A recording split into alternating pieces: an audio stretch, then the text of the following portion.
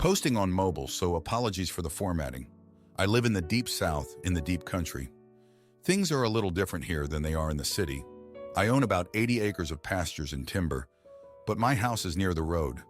Most of my neighbors are on smaller plots of 2 to 10 acres. I have my front yard fenced in for my dogs, a Shetland sheepdog, and a mini Australian shepherd, and then my livestock in the back. The road is narrow but straight, and most of the occasional traffic is loud, fast logging trucks. The fence for my yard is set about 25 feet back from the road. There is a drainage ditch and then a good 15-foot mowed, shady, grassy strip. Apologies for the length of setup here, but it helps to explain why this person was where she was. This morning, I went to let my dogs out and found a lady walking a huge gray pit bull-looking dog right up against my fence. Of course, my dogs started barking, as they should when a strange dog is on the property. The other dog reacted very poorly. Of course, I called my dogs back into the house and then went back out to see what was going on. My yard is full of dog toys, and this wouldn't be the first time someone has come to ask if a stray dog lived here. When I went back outside, the lady was standing and pointing to her dog. In an authoritative tone, she said, "He is reactive." I said I could see that. She looked at me like I was simple. "So you have to make accommodations for him." This was where she lost me. Come to find out, she just moved into a little rental house down the road on the corner of someone's property. Her dog is recovering from knee surgery and needs to be walked a certain distance every day. She expects me to go down my driveway, out the gate, and onto the road to look up and down and make sure she isn't coming every time I let my dogs out during the day. As she was talking, her dog was snuffling around at the base of my fence and found a bully stick that my dog had dropped right on the other side of the wire and slurped it through the fence and swallowed it. "Oh my God, that better not be beef. He's allergic to beef. You can't just leave stuff like that lying around." That was when I had enough. I said, "Ma'am, do you see that ditch right there? Everything on this side of it is my property. You are not welcome on my property. Please leave immediately. You are trespassing." She said she couldn't walk in the road because of the trucks, and I told her that wasn't my problem. She headed back the way she came, and I waited for her to leave and then let my dogs out. I feel like I could have been more accommodating if she hadn't been so abrasive. Maybe we could have worked out a time every day where I would keep my dogs in so she could walk by for an hour or so. But I don't like being told what I can do on my own property, and I feel like giving her any concession would just pave the way for more demands. Am I the idiot? Now for a few comments before the update. Comment 1. I too own a reactive dog. This is a me problem to manage. Not the idiot you politely instructed her to get off your property after she became an expletive to you. If the road is an issue, she needs to take the dog out in the car to a suitable place to walk it. Comment 2. Not the idiot. So she comes onto your property and starts dictating what you can and can't do because of her dog. Firmly her problem. She's being an expletive with that entitled and awful attitude, and I'd have done the exact same. Now for the update. Hey everyone, thanks for reading my update. It's been a rough couple of weeks since my last post. So a few days after the initial encounter with the lady and her dog, I was out in my yard when I heard a commotion. I looked over and saw the same lady trying to walk her dog past my fence. But this time, her dog had slipped out of its collar and was charging straight towards my fence, barking aggressively. My dogs, who were outside at the time, started barking back, and it was just chaos. I rushed over to try and defuse the situation. But before I could get there, the lady's dog had somehow managed to squeeze through a small gap in my fence and was now in my yard, face to face with my dogs. I was terrified that they were going to start fighting, but to my surprise, the lady's dog suddenly became very submissive and started whimpering. The lady finally caught up and managed to grab her dog, apologizing profusely. She explained that her dog had never acted like this before and that she was really sorry for the trouble. I was still pretty upset, but I could see that she was genuinely remorseful. Over the next few days, I kept a close eye on my fence, making sure there were no more gaps or weak spots. I also started keeping my dogs inside more often, just to be safe. But then about a week later, I got a knock on my door. It was the lady, and she had tears in her eyes. She told me that her dog had been acting strange ever since the incident in my yard, and she had taken him to the vet. It turns out he had a brain tumor, and the vet said he only had a few weeks to live. She was devastated, and she asked if I would be willing to let her walk him past my house one last time as a sort of farewell tour. I was torn. On one hand, I felt terrible for her and her dog, and I wanted to do something to help.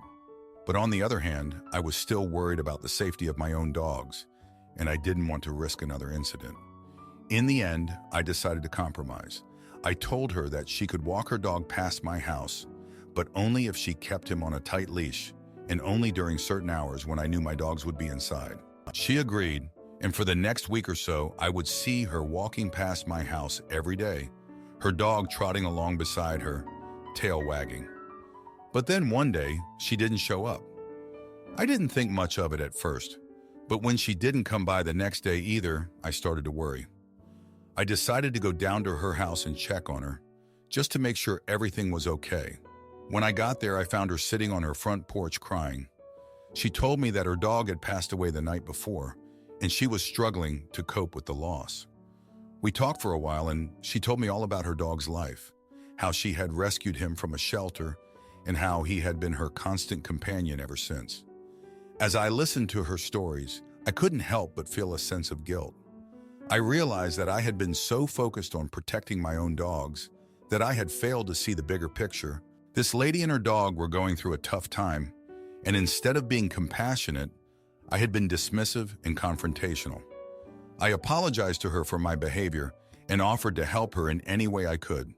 She thanked me and said that just having someone to talk to had helped a lot. We parted ways on good terms, and I couldn't help but feel a sense of sadness for what she was going through. Looking back on the whole situation, I realized that there were no easy answers. I still believe that I had a right to protect my property and my dogs, but I also know that sometimes compassion and understanding are more important than being right. It's a lesson that I'll carry with me moving forward. Anyway, that's the update for now. Thanks for reading, and take care. Am I the idiot for not liking my girlfriend's mother's cooking and being accused of insulting her culture? Just for some quick context, both my girlfriend and I have Caribbean ancestry. The main difference between us is that she embraces her heritage, and I don't. Growing up, my girlfriend had a lot of Guyanese food that her mom would make, and her mom would often give us a lot of the food she cooks. Something else I have to mention as well is that I have ARFID. My girlfriend and her mom know this. Anyways, on Saturday, I cooked us 7 days worth of food, and I was very proud of what I made.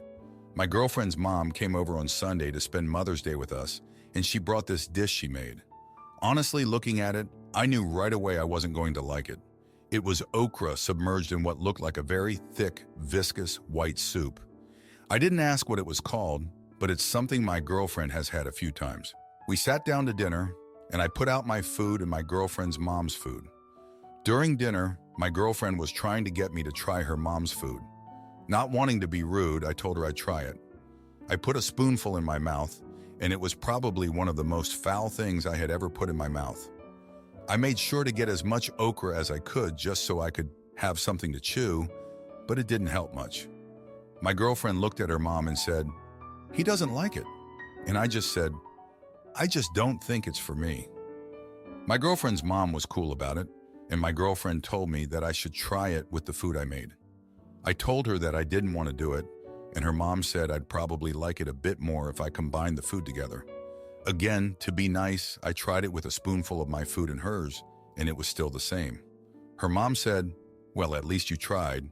This morning, as my girlfriend was getting ready for work, she told me that what I did last night was rude. I asked her what I did wrong.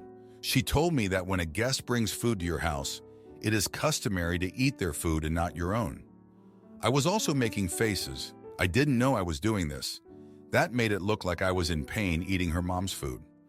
Lastly, she told me I insulted her culture by doing that. I asked her what she expected me to do. I tried it, didn't like it, and got pressured into trying more. If I don't like something, I'm not going to like it. She then told me that my parents didn't do me any favors by keeping me from my cultural food. I got really mad that she made a dig at me and my parents like that, and I told her to get out and I wouldn't be talking to her for the rest of the day. I knew I was going to do some tit for tat, but I know it's not conducive to a healthy relationship. Now, for a few comments before the update. Comment 1. not the idiot.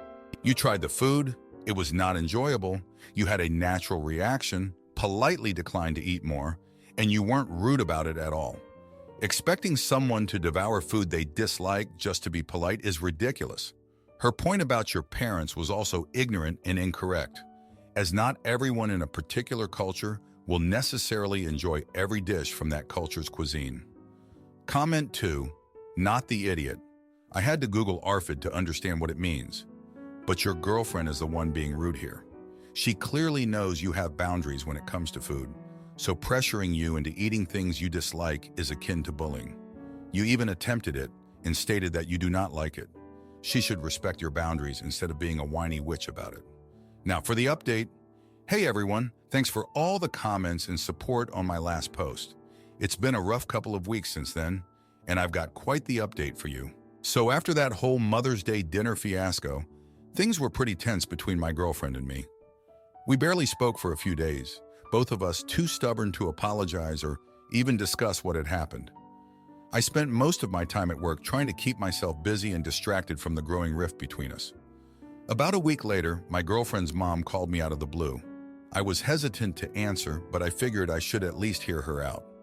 To my surprise, she apologized for putting me on the spot at dinner and said she understood that my food preferences were a sensitive topic. She even invited me over for a one-on-one chat to clear the air. I decided to take her up on the offer, hoping it would be a step towards mending things with my girlfriend.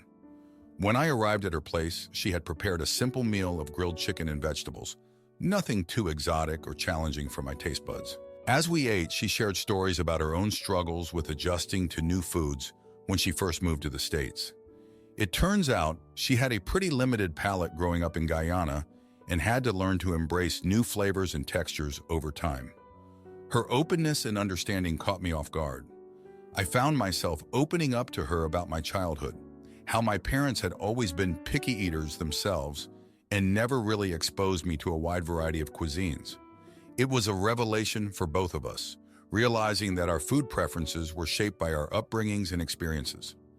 We ended up talking for hours, not just about food, but about our families, our hopes, and our fears.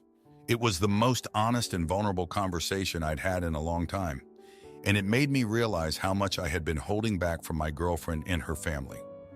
When I got home that night, I knew I needed to have a heart-to-heart with my girlfriend. I apologized for my behavior at dinner and for shutting her out afterwards. I told her about my conversation with her mom and how it had opened my eyes to the deeper issues at play. To my relief, she apologized too, admitting that she had been insensitive to my struggles with ARFID and had let her own pride in her cultural heritage cloud her judgment. We spent the rest of the night talking, really talking, about our backgrounds, our insecurities, and our hopes for the future. It was a turning point in our relationship, a chance to lay everything on the table and start fresh with a new understanding of each other. In the days since, we've been making a conscious effort to be more open and communicative with each other. My girlfriend has been more patient and understanding when it comes to my food preferences, and I've been more willing to step out of my comfort zone and try new things, even if it's just a small bite here and there. We even had her mom over for dinner again last night, and this time, I made sure to try a little bit of everything she brought, even the dreaded okra dish. It still wasn't my favorite, but I appreciated the effort and love that went into making it, and that was enough for me. So that's where things stand now. It's been very eventful of emotions these past 2 weeks, but I feel like we've come out stronger on the other side. Thanks for listening, and I'll keep you all posted on any further developments. Am I the idiot for siding with my dad and his new girlfriend over my sisters? First of all, I'm sorry for my bad English. All names are fake for obvious reasons. Some background. In March of 2019, my 26-year-old male, mother, 48-year-old female, died from a heart attack in her sleep. That was a huge blow for my family, especially for my father, 55-year-old male after 30 years together. After 2 years, my dad started developing drinking habits, so my sisters agreed to create a Tinder account for my dad and help him find someone. After a few months of searching for a good woman, my dad got matched with Kate, 50-year-old female. I wasn't happy at first that my dad found someone after my mom, but I didn't say anything. Some months passed, and I could say that my dad now 55 years old, changed. He stopped drinking so frequently and only started drinking on special occasions like birthdays, New Year, etc. Now let's move forward a few more months. It was December 2022. We got asked by Kate to spend the first Christmas together with her family. Her daughter Julia, 20-year-old female, and her mom Anna, 76-year-old female, but my sisters Martha, 31 years old female, and Angie, 29 years old female, weren't too happy about that. They were thinking that our dad is spending too much time with Kate, so they told my dad that he should leave Kate. My dad pointed out that both of them persuaded him to look for someone else, and now that he found Kate, they want him to be alone again. There was a huge fight between them. Angie told my dad that it was his fault that our mom is dead. After that, they completely stopped talking. Martha took Angie's side and I took my dad's side. I was living with my parents when my mom died. I was in the room above theirs when this happened. I told Angie that I don't consider her my sister from now on, and that she knows how much our parents loved each other. After that, I stayed in contact with Martha. This will be important later. Fast forward to January 2024. Now I live alone in my dad's house. He moved with Kate to their new house. Kate sold her house in another city and moved her mom, Anna, and Julia with them. Next, to the point where I asked this important question. After 2 years, Angie contacted me through Martha. She asked me to let her and her boyfriend move in with me just for a few months. Mind you, that after 3 months, she can claim tenants' rights, and I couldn't kick her out without a court order because she needs to move out of her current apartment and doesn't have enough money to rent another. I declined, saying that she is no longer considered family, and I won't let strangers live with me. Angie said that this house is hers too. I snapped and told her that everything is baiting her back right now, and she's on her own. She should be thankful that I'm still paying her phone plan. I could just kick her out from the package and she couldn't contact anyone because of the blocked number. Next day, I called my dad and told him everything. Dad said that I did the right thing and she's not welcome in his house. So am I the idiot? I'm sorry if this is hard to read. I'm still in the heat and can't think straight. Now for a few comments before the update. Comment 1. So they were upset that he was spending his time with Kate instead of presumably with them, and the fight resulted in them being completely cut off from their dad. They cut off their noses to spite their face. They wanted more time with him and lost all of it. It's him they need to reconcile with, but they have to be genuinely sorry first. Not the idiot. Follow your dad's lead, but point out to them just what they've lost here. Comment 2. Not the idiot she cut ties with the family. So why would she suddenly be family again just because she wants a free place to live? You're doing the right thing, especially since your father, who owns the house, doesn't want her there. Now for the update. Hey everyone, thanks for reading my previous post. A lot has happened in the past few days, and I feel like I need to share an update with you all. 3 days ago, I received a call from Martha. She told me that Angie had shown up at her doorstep, crying and begging for a place to stay. Apparently, Angie's boyfriend had kicked her out of their apartment after a huge fight. Martha, being the kind-hearted person she is, couldn't turn her away and agreed to let Angie stay with her for a few days. The next day, I got a surprise visit from my dad and Kate. They had heard about Angie's situation from Martha and wanted to talk to me about it. As we sat down in the living room, my dad expressed his concern for Angie's well-being. Despite their past differences, he still cared about her as his daughter. Kate, who had been quietly listening, suddenly spoke up. She suggested that we invite Angie over for dinner and try to work things out as a family. I was hesitant at first, but seeing the genuine concern in my dad's eyes, I agreed. That evening, Angie arrived at the house with Martha.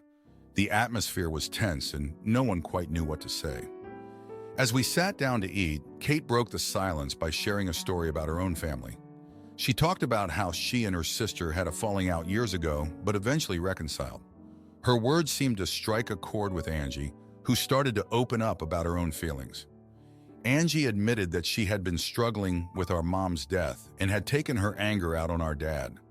She apologized for the hurtful things she had said and acknowledged that she had been wrong to blame him. My dad, visibly moved by her words, reached out and held her hand. He told her that he understood her pain and that he would always be there for her, no matter what. As the conversation continued, I realized that there was a lot of unresolved grief and trauma in our family. We had all been dealing with our mom's death in our own ways, but we had never really talked about it together. Angie shared a memory of our mom that I had never heard before, and it brought tears to my eyes. It was a reminder of how much we all missed her and how her loss had affected us. The dinner ended on a hopeful note, with everyone agreeing to make more of an effort to stay connected as a family. Angie apologized to me for putting me in a difficult position with her request to move in, and I accepted her apology. I realized that holding on to my anger and resentment wasn't doing anyone any good. In the days that followed, I started to see a change in Angie. She seemed more open and willing to communicate. She even reached out to our dad and Kate to apologize for her behavior and to thank them for their support. It was a small step, but it felt like a significant one. Looking back, I realized that my mom's death had left a deep wound in our family that we had never fully addressed. It had caused us to drift apart and to lash out at each other in our pain. But that dinner had shown me that there was still love and care between us, even if it had been buried beneath the hurt and anger. I know that rebuilding our relationships will take time and effort, but I feel more hopeful now than I have in a long time. I'm grateful for the reminder that family is precious and that it's never too late to start healing old wounds. Thank you all for reading and for your support. It means a lot to me to have a place to share my thoughts and experiences. If you like this video, you'll probably like these too. Also, while you're here, please consider subscribing. It's your support that keeps this channel alive and allows me to make better and longer videos. Have a great day!